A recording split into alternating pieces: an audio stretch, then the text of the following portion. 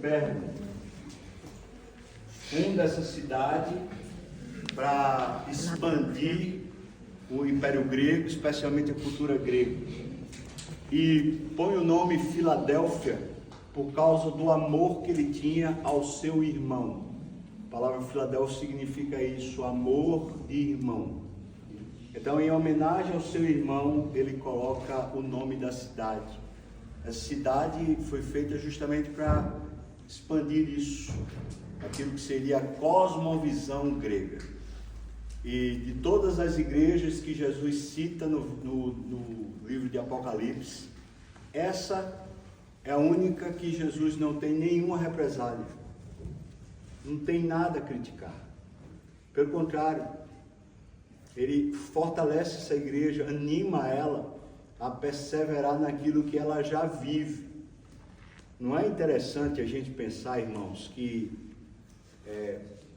não se sabe porquê, mas o nome da igreja que Jesus elogia é o amor dos irmãos. E me parece que a Bíblia está recheada disso. O Senhor ordena a sua bênção e a vida para sempre quando os irmãos estão em união. Parece que a vida espiritual, ela só é real quando existe união. Mas é um milagre ter união. É um milagre ter amor entre pessoas. Porque, vamos lá, nós somos egoístas. Você concorda? E o que quer dizer egoísta? Quer dizer o ego é idolatrado. O ego é posto no altar. A gente pensa que egoísmo quer dizer o meu primeiro, mas não é não. Egoísmo é uma espécie de idolatria. Assim como tem cristianismo, tem o egoísmo, o ego colocado no altar. Nós somos egoístas. E toda vez que somos feridos, mexidos, afetados, então esse altar é mexido também. Para haver amor entre irmãos, esse altar tem que ser quebrado. Tem que deixar de ter idolatria. Talvez essa idolatria seja a mais sublime para nós, a idolatria do ego. Abra sua Bíblia, por favor, em Apocalipse. Nós vamos ler em Apocalipse capítulo 3, a partir do versículo 7 até o versículo 13.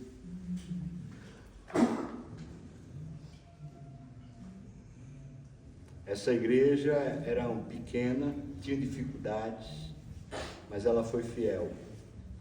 Ela era perseguida por judeus que se opunham ao evangelho, mas ela permaneceu fiel. Ela não negou Jesus em nenhum momento. Diz assim o texto, a partir do versículo 7, tá bom? Essas coisas diz o santo. A palavra santo, para quem não entende bem, significa separado das demais coisas. Não no sentido de isolamento, mas no sentido de preciosidade. Então, se você tem, por exemplo, um objeto de ouro, você não coloca ele no uso comum, porque ele é precioso para você. É nesse sentido que a palavra santo é usada na Bíblia. É tão precioso que é usado de forma especial. Está dizendo que Jesus é o santo, o verdadeiro, que simboliza que ele consegue perceber os enganos e ele consegue perceber a verdade. O verdadeiro, aquele que tem a chave de Davi. Essa é uma referência no Velho Testamento a Isaías 22, a Eliaquim, que recebe a chave para governar Israel, a chave do trono de Davi. Essa referência, portanto, está falando sobre receber uma oportunidade de Deus para administrar, para governar, para expandir, para crescer. Diz, aquele que tem a chave de Davi, que abre o que ninguém fechará, e que fecha o que ninguém abrirá. Está dizendo então que o Senhor se apresenta para essa igreja como sendo aquele que tem toda a percepção real, apesar de ele ser muito precioso, ele tem toda a percepção real, e que ele tem o controle das oportunidades que são dadas à igreja. Versículo 8 diz: conheço as tuas obras, eis que tenho posto diante de ti uma porta aberta, a qual ninguém pode fechar. Eu sei que tens, veja, o verdadeiro, eu sei que tens pouca força. Isso é lindo. O Senhor Jesus não está interessado na quantidade de força que a gente tem, nem muito menos no potencial que a gente tem. Ele está interessado no amor que a gente tem, isso sim. Então ele diz: eu tenho uma porta aberta para você, mas eu sei que a sua força é pequena para aproveitar essa porta, para conseguir exercitar alguma coisa através dessa porta que eu tenho para você. Entretanto, guardaste a minha palavra e não negaste o meu nome. Ou seja, você resolveu que eu era mais importante. Você tem pouca força para empreender coisas para mim, mas você resolveu no seu coração que eu sou mais importante. Então, tudo bem, eu tenho uma porta aberta para você. Que porta é essa, irmãos? Bom, muito provavelmente, dentro do contexto, uma vez que essa cidade foi feita para expandir a cultura grega, então a porta que Jesus está abrindo nessa igreja é para expandir o nome dele. Então a gente usaria, no jargão da igreja, né, o jargão evangeliquez, seria uma porta missionária, uma porta de expansão, de novas igrejas serem implantadas, de o evangelho alcançar novos horizontes onde ainda não tinha se chegado. Uma porta para o evangelho ser difundido. Mas eu sei que tu tens pouca força. Quer dizer, talvez eles não tenham as pessoas necessárias, com certeza eles não têm os recursos necessários, financeiros, as condições não são as que os homens diriam, essa igreja dá para ser uma igreja missionária, mas Jesus tem para ela uma porta, um desafio. Versículo 9, desculpa. Eis que farei que alguns dos que são da sinagoga de Satanás, desses que a si mesmos se declaram judeus e não são, mas mentem, eis que os farei vir e prostrar-se-ão aos teus pés, vir e prostrar-se aos teus pés e conhecer que eu te amei. A sinagoga de Satanás é uma referência, obviamente, aos judeus. Ele depois diz, eles se declaram judeus, mas não são. Por que eles não são judeus? Porque o judeu, na linguagem de Jesus, a gente encontra em João 8. Tem ar de sapo até aqui.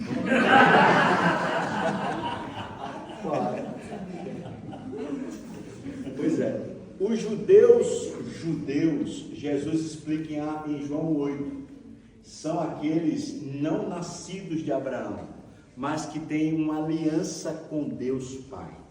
Esses são os judeus. Então, esses que são sinagoga de Satanás, provavelmente eles são judeus de filiação, de sangue. Mas Jesus não os considera judeus porque eles não têm aliança com Deus. Eles podem ter a circuncisão, mas não têm aliança. Então veja que a linguagem é uma linguagem de coração, não é uma linguagem de mérito ou de obras humanas. Ele está dizendo, esses que se levantaram em oposição a vocês, eles vão se encurvar, vão se dobrar diante dos seus pés. Que coisa é essa? Será que Jesus ia fazer essa igreja ficar vingativa e pôr os opositores para pedir clemência? Não.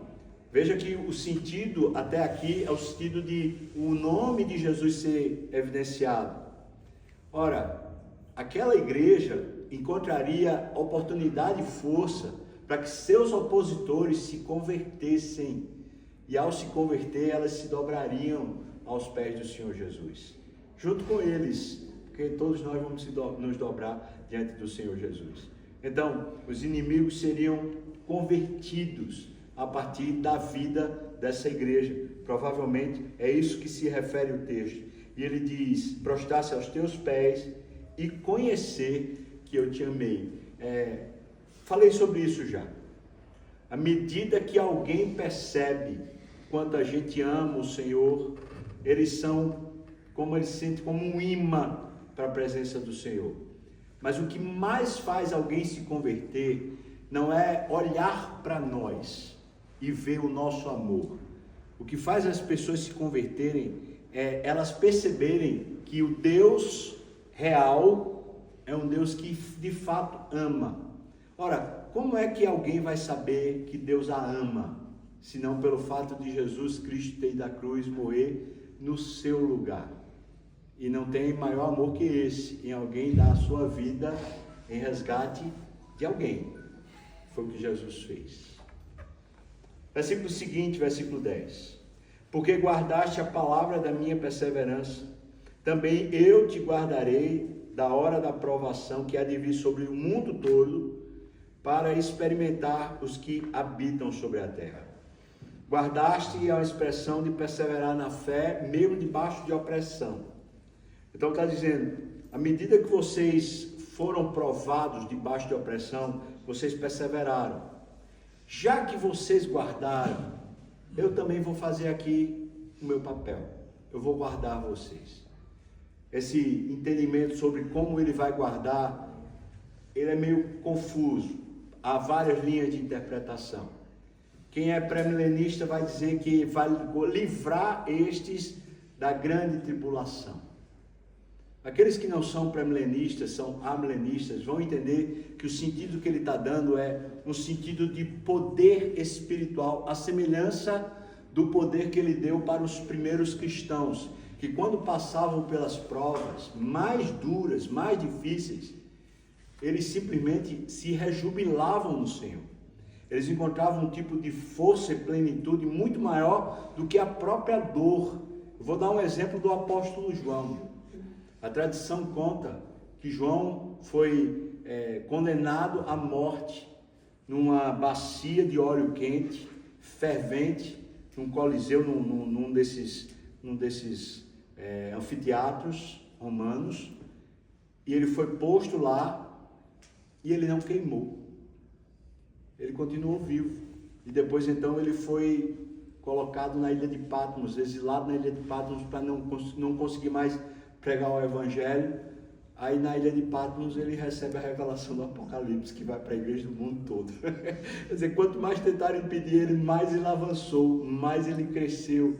Ou seja, quanto mais aprovação viesse contra essa igreja que era fiel, mais eles avançavam, mais força eles teriam para prevalecer contra a aprovação. Não é que a aprovação não os alcançaria, mas que eles subjugariam pelo poder do Senhor a própria provação.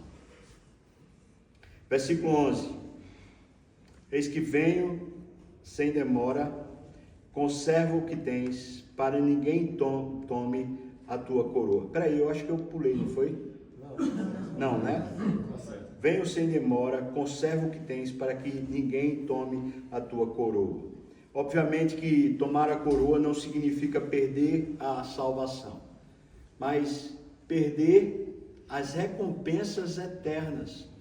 Que recompensas? As recompensas que dizem respeito ao galardão. Veja, o galardão é um assunto super complexo. Até hoje eu não consegui encontrar alguém que conseguisse definir muito claramente o que vem a ser galardão. Mas é alguma coisa, normalmente é esse o entendimento, alguma coisa que se refere à maneira como você viveu por amor, ao tipo de postura viva que você teve quando você foi testado, provado, no meio do sofrimento, no meio das perdas, no meio das dores. Obviamente que quando alguém está diante da morte, esse galardão seria gigante.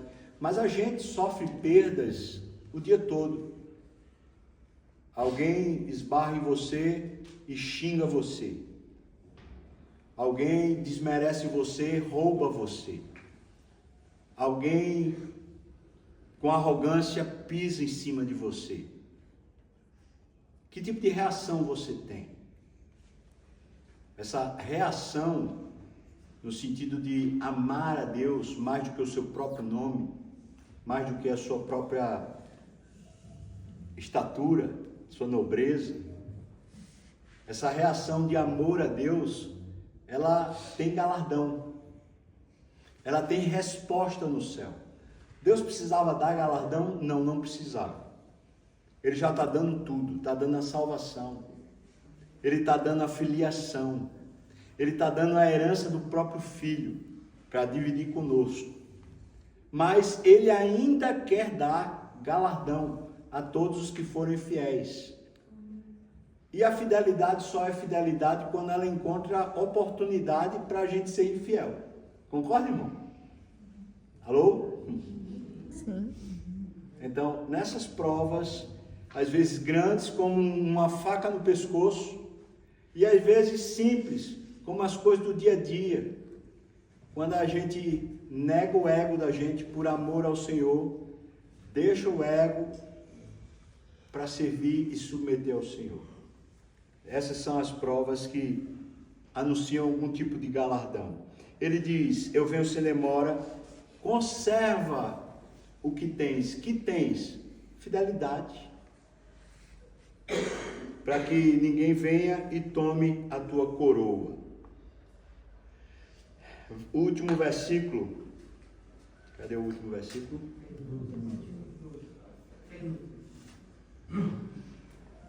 Deixa eu ver se eu acho aqui, viu, irmão? Achei. Ao vencedor, falo-ei coluna no santuário do meu Deus, e daí jamais sairá. E gravarei também sobre ele o nome do meu Deus, o nome da cidade do meu Deus, a nova Jerusalém que desce do céu, vinda da parte do meu Deus, e o meu novo nome. Quem tem ouvidos, ouça o que o Espírito diz para a igreja. Falo-ei coluna no santuário do meu Deus, simboliza estabilidade, firmeza, lugar de honra no reino de Deus. Que ninguém rouba o que é teu. Jamais sairá. Diferente da cidade de Filadélfia, que era frequentemente evacuada por terremotos, os crentes terão segurança eterna em Deus. Gravarei sobre ele o nome do meu Deus, pertencem a Deus eternamente. O nome da cidade do meu Deus, a Nova Jerusalém, a promessa da cidadania celestial. E o meu novo nome representa a plena comunhão com Cristo na eternidade. Essas são as promessas que o Senhor Jesus está dando para essa igreja a respeito dessa vida plena que está prometida a partir dos que são fiéis. Veja, me parece que o Senhor Jesus não está dizendo para essa igreja que ela vai ter uma vida fácil, nem simples. Mas o que está dizendo é que ela terá o suprimento mais que necessário para permanecer na fidelidade, caso ela queira preservar a fidelidade.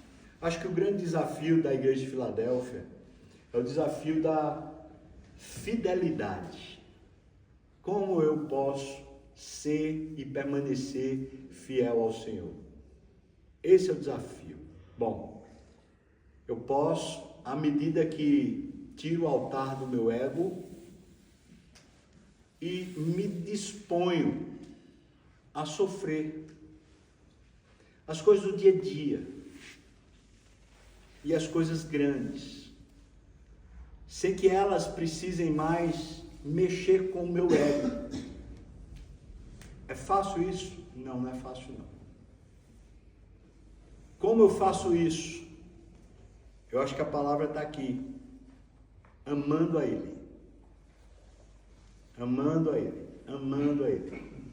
Filadélfia, portanto, fala sobre esse tipo de porção de amor ao Senhor que faz a gente aprender a viver uns com os outros. Quem é casado sabe a quantidade de calo e espinho que já sofreu por causa do cônjuge. Estou errado, irmão? Quem está mais próximo fere o outro. Na igreja a gente fere uns aos outros. No trabalho a gente fere uns aos outros. Na sociedade a gente fere uns aos outros. E quanto mais a gente tem disponibilidade no amor que temos a Deus, de passar por esses sofrimentos, mais fiel nós seremos. Não me parece então que a proposta aqui é que a gente faça alguma coisa, mas que a gente negue alguma coisa. Negar a si mesmo, por amor a Cristo, que gera em nós um tipo de padrão comportamental com os irmãos, abençoando uns aos outros, amando uns aos outros, suportando uns aos outros, sem que a gente precise, o tempo todo sentir o nosso calo sendo pisado, ferido, mesmo que seja, mas a gente não só suporta, a gente ama. Dá face ao que fere, farta-se de afronta. Talvez aí ainda haja alguma nova oportunidade. Filadélfia deixa para a gente o desafio de que ser igreja não é nem tanto o que a gente faz para Deus porque a nossa força é pequena, mas é o quanto a gente se entrega a Deus para que Ele seja suficiente para vencer a gente. Amém, irmãos? Amém. Eu vou dizer para vocês que eu pensava, quando eu estava desafiando aqui sobre a oração, que o pedido de oração seria: eu quero muito ser encontrado fiel, eu quero muito que Deus aumente minha fé, eu quero muito que Deus me ajude a ter mais plenitude. Eu pensava que a oração ia ser essa. Aí eu perguntei, insisti, mas não vi pelo menos ninguém falando isso aqui. Verdade. E penso assim, meu Deus, será que a gente ouvindo o que a gente vem ouvindo, será que a gente tinha outra oração para fazer? Se não essa: Senhor, eu hoje, 2025, sou a tua igreja no presente. E eu quero ser fiel, Senhor. Amém. Eu quero, Senhor. Eu quero te amar de verdade. Eu quero poder estar aqui na terra, mesmo sendo fraco, mas vendo as oportunidades de expandir o Evangelho, não deixando mais meu ego atrapalhar isso. Me dispondo. Eu quero isso.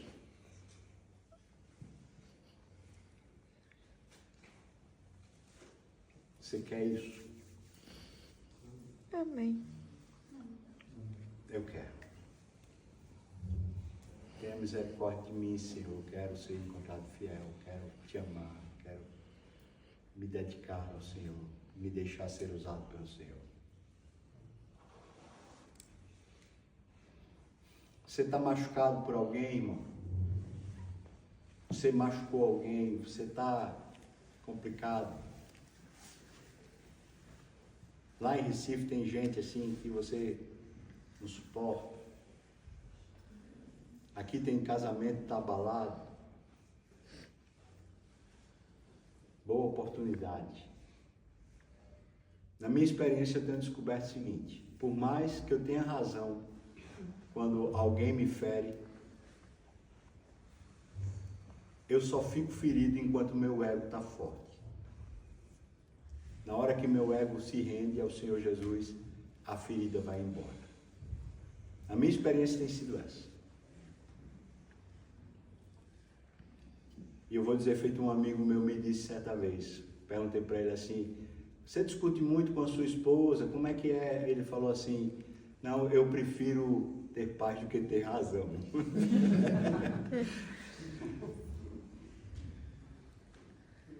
Não é nem ter a paz, mas ter a paz com o outro, mas ter amor a Deus.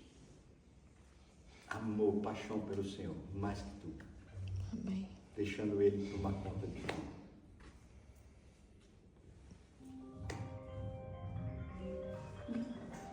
Só aviso para a gente ir para a piscina, porque até 10h30 ainda tem piscina.